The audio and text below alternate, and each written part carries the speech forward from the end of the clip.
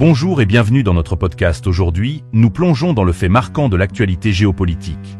Le Rwanda et la République démocratique du Congo viennent de franchir une étape historique. Oui, vous avez bien entendu, historique. Mercredi dernier, à Urugwiro village, c'est un conseil des ministres pas comme les autres qui s'est tenu sous la présidence de Paul Kagame. Une réunion qui, sur le papier, pourrait sembler ordinaire. Mais en réalité, ce qui s'y est joué, c'est une page entière de l'histoire régionale qui s'est écrite. Pourquoi ? Parce que le Rwanda vient de ratifier officiellement un accord de paix signé le 27 juin à Washington. Et pas n'importe quel accord. Celui-ci a été conclu avec la République démocratique du Congo, sous l'œil vigilant des États-Unis, et avec leur médiation directe. Un accord qui vise à répondre aux préoccupations sécuritaires de Kigali, à restaurer une paix durable dans la région des Grands Lacs, et à relancer une intégration économique régionale qui, disons-le franchement, en avait bien besoin. Alors, qu'est-ce que ça veut dire concrètement ? D'abord, c'est une manière pour le Rwanda de dire au monde, on est prêt à tourner la page. Oui, après des décennies de tensions, de conflits armés, de groupes rebelles qui déstabilisent les frontières, le Rwanda affiche clairement sa volonté de pacifier les relations avec son voisin. Et pas seulement à travers de belles paroles, il y a une ratification officielle, un engagement formel. C'est du solide. Le communiqué du gouvernement rwandais est clair.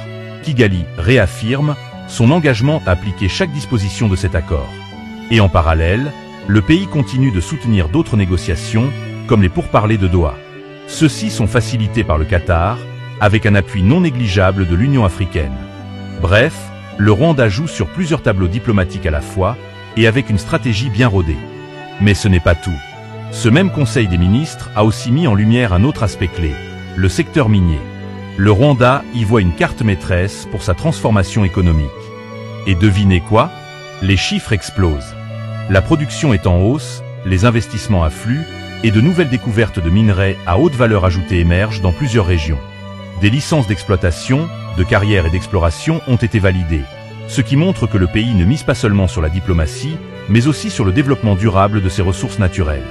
Et ça, c'est crucial pour comprendre l'ambition globale de Kigali. Assurer la paix, mais aussi bâtir une prospérité locale ancrée dans des secteurs porteurs. Alors, que faut-il retenir de tout ça ? 1. Le Rwanda veut la paix, mais pas à n'importe quel prix. 2. La RDC, malgré ses tensions internes, tend la main à son voisin. 3. Les États-Unis et le Qatar jouent un rôle de médiateur stratégique. 4. L'économie rwandaise, surtout dans les mines, est en pleine ascension. 5.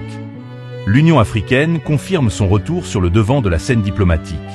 Dans un monde où les conflits font souvent la une, cette initiative conjointe entre Kigali et Kinshasa mérite d'être saluée. Certes, tout n'est pas encore réglé. Il faudra surveiller de près l'application réelle de cet accord sur le terrain. Mais pour une fois, la lumière vient de cette région qu'on associe trop souvent au chaos. Et ça, c'est déjà un début d'espoir. Abonnez-vous pour ne rien manquer de l'actualité. À très bientôt.